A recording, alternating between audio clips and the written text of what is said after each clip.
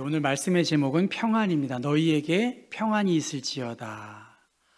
가장 중요한 주제 중에 하나가 평안입니다. 평안.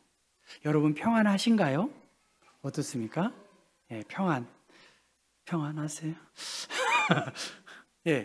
난 평안하다. 예. 네, 좋습니다. 네, 평안. 너무나 중요한. 부활하신 주님께서 가장 먼저 하신 말이니까 중요한 말이겠죠. 평안. 저도 그렇습니다. 평안한가? 행복한가? 그런 진짜 스스로에게 묻습니다. 미국과 한국 병원에서 병원 목사를 원목이라고 하고 영어로는 채플린 그렇게 말합니다. 감리교 여자 목사님께서 자신의 임상 목회 경험을 나누었습니다. 미국에서 채플린으로 일을 했을 때 여성 노숙자 환자 한 명이 병원에서 신방을 요청했습니다. 그래서 환자가 그 채플린에게 말합니다. 저는 매우 특별한 삶을 살았습니다. 물론 저는 지금 가족과 연락이 끊기고 있고 또 주 정부로부터 살 곳을 요청해야 하는 상황입니다. 그런데 하나님께서 저에게 특별한 선물을 주셨습니다. 불과 몇 년 전에 제 심장에 문제가 생겨서 이 심장을 처치하는 그 상황에서 심장이 15분 동안 멈췄다는 거예요. 15분 동안 심장이 멈추니까 어떻게 됐을까요? 다른 사람 같으면 사망 선고를 받고 영안실로 옮겨지겠지만 저는 그 15분 동안 하늘나라에 갔다는 거예요. 그리고 다시 살아나서 이 자리에 있습니다. 심장이 멈춰졌을 때 저는 제 병실에서 제 몸을 볼 수 있었습니다. 의료진들이 정말 열심을 가지고 헌신한 것을 저는 보았습니다.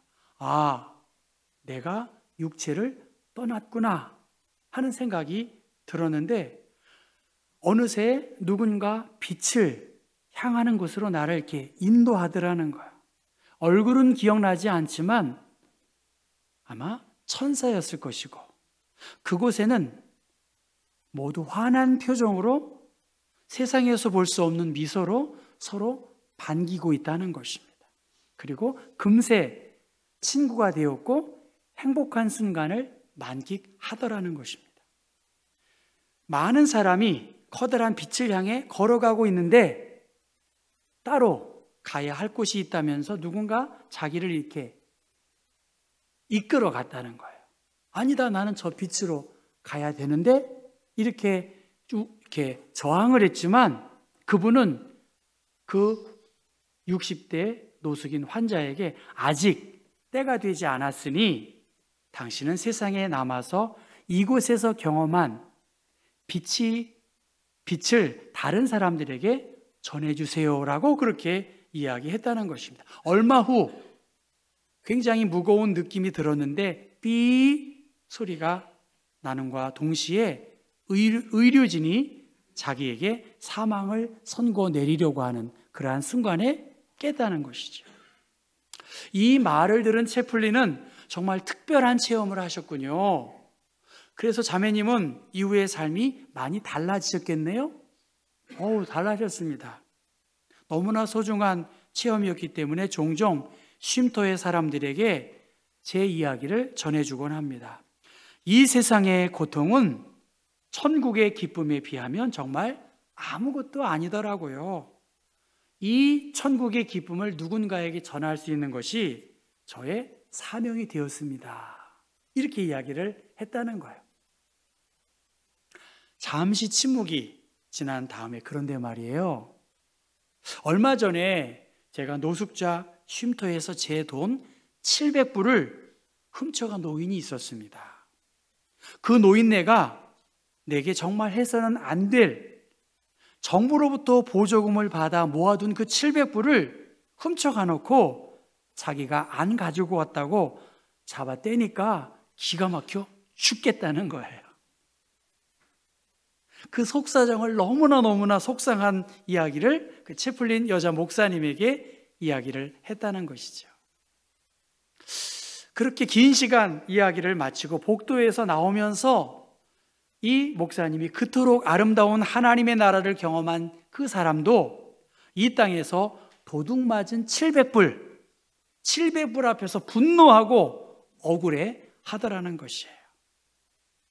천국을 보았다는 사람, 그 사람도 이 땅에서 연약한 인간이구나, 이러한 연약한 존재이기 때문에 우리들은 하나님의 자비를 찾을 수밖에 없는 그러한 운명인가 보다라고 그렇게 이야기했습니다. 여러분, 주님께서 내가 너에게 평안을 준다라고 말하십니다. 평안을 주노라. 그리고 매주일 주님의 평화가 함께하기를 빕니다라고 그렇게 말씀을 나눕니다. 그런데 정말 우리가 평안하냐는 거예요. 우리가 정말 주님 주시는 이 평안을 누리고 있는가? 지금 누가복음 24장, 누가는 의사였고 그가 전문적이고 체계적으로 많은 데이터를 가지고 축적해서 예수께서 부활하신 세 장면, 빈 무덤, 그 속에서 여인들과 대화하는, 천사와 여인들의 대화의 장면, 그리고 예루살렘에서 엠마오로 가는 이 11km에서 예수님께서 나타나셔서 구약 성경을 설명하시는 내용, 예수님께서 그들에게 함께 하시면서 말씀을 전하니까 그들의 마음이 뜨거워지고 마음이 불타오르는 경험을 한 내용들, 그리고 부활절 저녁, 오늘 말씀입니다. 나타나셔서 깜짝 놀라하고 두려워하는 사람들에게 친히 그들 가운데에 서서 너희에게 평강이 있을지어다 말씀하십니다. 안식 후 첫날 주님께서 호련히 그들 가운데 나타나신 것입니다. 부활하신 주님께서 어느 때든지 어느 곳이든지 자유롭게 나타나셔서 호련히 사라지기도 하시고 불현듯 나타나시기도 하셨습니다. 지금 제자들은 문을 잠그고 유대인들로부터 위협을 느끼고 또 종교 지도자들로부터 노출되는 것을 두려워한 나머지 은밀한 모임을 갖고서 우리가 어떻게 살아야 할지에 대한 모의를 하고 있는 그 상황입니다. 마가복음 16장 14절의 말씀 보면 그 후에 11 제자가 음식 먹을 때에 예수께서 그들에게 나타나 그들의 믿음 없는 것과 마음이 완악한 것을 꾸짖으셨습니다. 자기가 살아난 것을 본 자들의 말을 믿지 아니한 것에 대해서 마가복음 기자는 이렇게 꾸짖기도 하셨다는 것입니다. 여러분 생각해 보세요. 그들은 귀신이 나타나서 이렇게 말하고 있는지 얼떨떨한 것입니다. 이것에 대해서 귀신으로 착각한 부활하신 예수님의 모습에 대하여 예수님은 어찌하여 두려워하며 39절에 어찌하여 마음에 의심이 일어나느냐, 내 손과 발을 보고 나인 줄 알라, 또 나를 만져보라, 영은 살과 뼈가 없으되 너희 보는 바와 같이 나는 있느니라 하시면서 손과 발을 보여주셨고 또 음식을 친히 갖다 주니까 생선을 먹었다고 그렇게 말합니다. 저는 제사를 지내지 않아서 모릅니다만 입관할 때, 관 뚜껑을 닫을 때 그 유가족들 이렇게 머리를 돌리라고 그렇게 말합니다. 또 저는 모르니까 여러분 혹시 조정 이건 필요합니다만 제사를 지낼 때 음식을 잘 준비하고 이렇게 그릇에다가 이렇게 젓가락을 넣고 소리를 내고 자 이렇게 잠시 뒤로 돌아선답니다. 그러면 귀신이 그 음식을 먹는 시간을 준다는 거예요. 그러면 그 시간을 다시 돌리면 음식이 남았을까요? 그대로일까요? 그대로이죠? 그렇죠? 무슨 말씀인지 아시겠죠? 그러니까 영이에요. 보이지 않는 영, 실체가 없는 영이지요. 그런데 예수님은 육의 몸으로 부활하셔서 그 음식을 먹었다고 이야기합니다. 몸의 부활을 이해하지 못한 제자들, 그리고 몸의 부활을 경험하지 못한, 목격하지 못한 그들이었기 때문에 그들은 반신반의했던 것입니다. 그런데 예수님은 그들의 의심에 대하여 쐐기를 받기라도 한 듯이 직접 몸으로 나타나셔서 음식을 먹으시며 하나님의 구원의 계획이 어떠한지를 구체적으로 보여주시면서 48절에 너희는 이 모든 일의 증인이다 라고 말씀하시면서 예수님의 사역과 순환과 부활을 드러내는 역할들을 감당하도록, 또 누가는 사도행전을 통해서 성령의 역사하심을 드러내도록 그 일을 연장선상에서 이야기하기 위해서 말씀하시는데, 저 누가복음 24장 49절 볼지어다, 여러분 보이시나요? 같이 읽어볼까요? 볼지어다 내가 내 아버지께서 약속하신 것을 너희에게 보내리니 너희는 위로부터 능력으로 입혀질 때까지 이 성에 머물라 하시니라.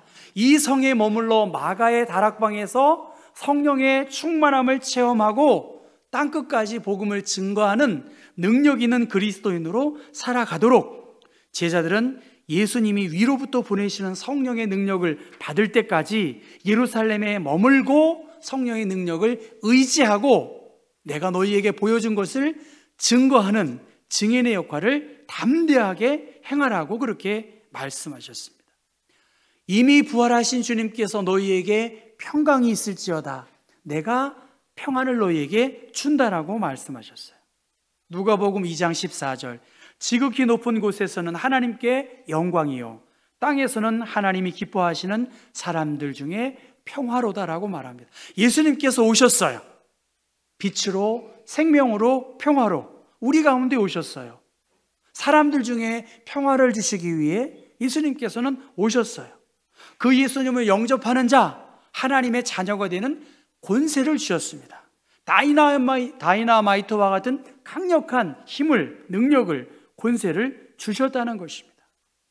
그 제자들, 그 모른다고 부인한 제자들에게 말씀을 주셨고 친히 부활의 육신의 몸을 가지고 이들에게 보여주니까 얼마나 큰 축복을 받았어요.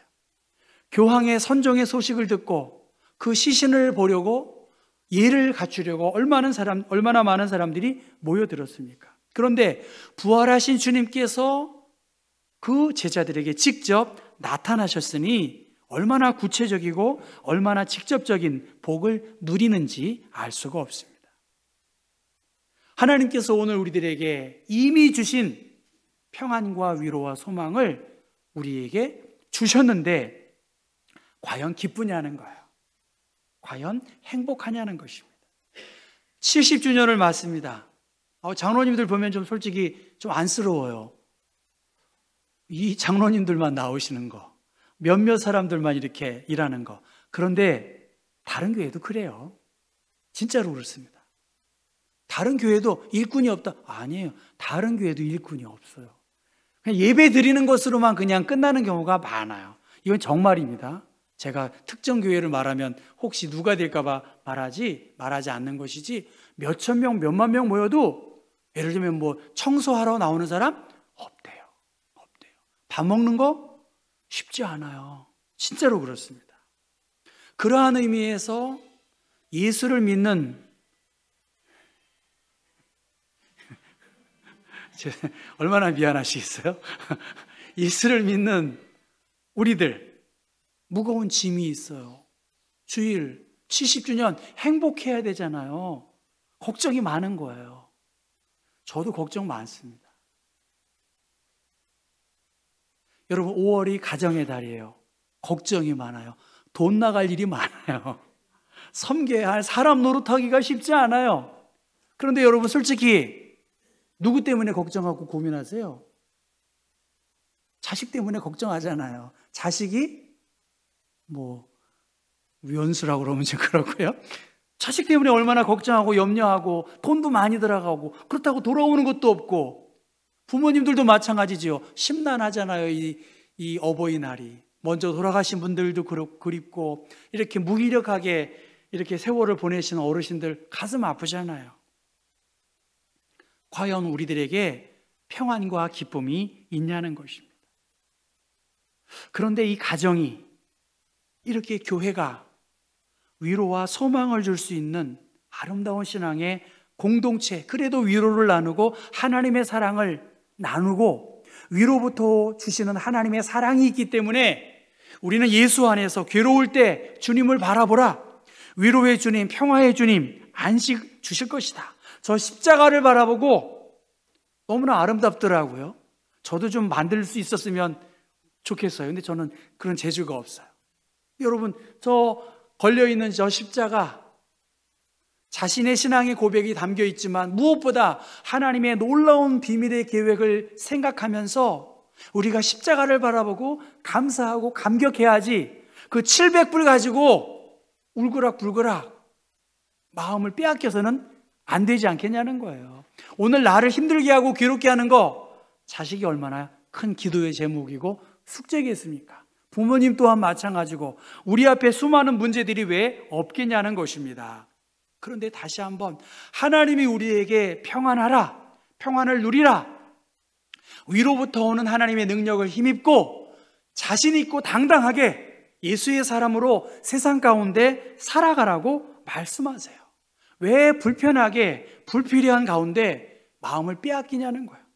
대한민국의 정치 지도자들 마음 안 드는 사람 반이에요. 저 사람은 죽어도 안 된대.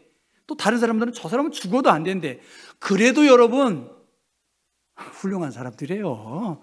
내가 생각하기에 마음이 안 드는 것이지 그 사람들 다 좋은 대학 나오고 다 사법시험 붙은 사람들이에요.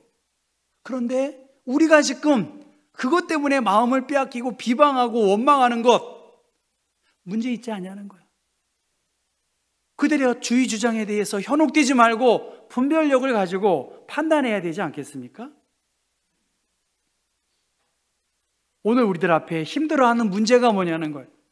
교회 생활도 마찬가지고 가정 생활도 마찬가지고 우리의 사회생활 안에서 주님은 우리에게 평안하라고 말씀하셨고, 평안한 가운데 평안을 드러내는 증거의 삶을 살도록 그렇게 말씀하셨는데, 이 힘들고 어려운 문제 십자가 바라봐야 되겠죠. 무슨 원망과 불평과 무슨 의로움이 그렇게 많이 있냐는 거예요. 내가 너를 위하여 땀방울이 핏방울이 되도록, 거꾸로 말했나요? 그렇게 기도하고 사랑해 주었는데 왜 이것을 극복하지 못하고, 네가 기꺼이 그 일을 감당해야 될 텐데 나 혼자 고생한다고 아무것도 아닌 일이에요. 교회 일 솔직히 10분 20분만 여러분 교회 일 해보세요. 경복궁 깨끗해요. 저 혼자만이라도 할 수 있어요. 근데 그게 안 되더라고요. 저도 내가 사명으로 일해야 되는데 일로 일하니까 불평이 있는 거예요. 저에게도 이 정도 일을 못하고 있지? 이런 생각이 없지 않습니다. 그런데 아니다. 주님의 평안과 주님의 십자가의 사랑, 그 은혜와 사랑이 있는데 다시 한번 내가 내 아버지께서 약속하신 것을 너희에게 보내리니 너희는 위로부터 능력을 입혀질 때까지 하나님의 은혜를 힘입어야 돼요. 이제 성령 강림절을 준비하고 있거든요. 하나님이 우리에게 베푸신 은혜와 사랑 너무나 많이 있습니다. 오늘 우리들은 모세의 율법과 선지자의 글과 시편을 통해 기록된 예수 그리스도를 통해서 주신 하나님의 말씀, 하나님이 주신 우리의 사명, 그 일을 위해 다름질 하셔야 합니다. 가장 가까운 것, 그것이 어렵습니다. 우리의 믿음 생활, 우리의 신앙 생활, 여러분 경복교회의 역사는 여러분이 쓰시는 거예요.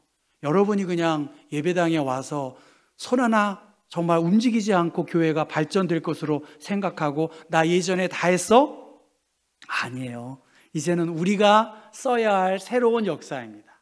바라기는 그 일을 감당하면 주님께서 힘도 주시고 건강도 주시고 기쁨도 주시리라고 확신합니다. 주님의 평강 안에서 하나님께서 우리에게 맡겨진 일들, 위로부터 오는 능력을 힘입고 할 수 있는 한 최선을 다해서 기쁨으로 주님께 영광 돌리는, 구체적으로 실제적으로 하나님께 영광 되시는 여러분의 삶 되시기를 주님의 이름으로 부탁드립니다.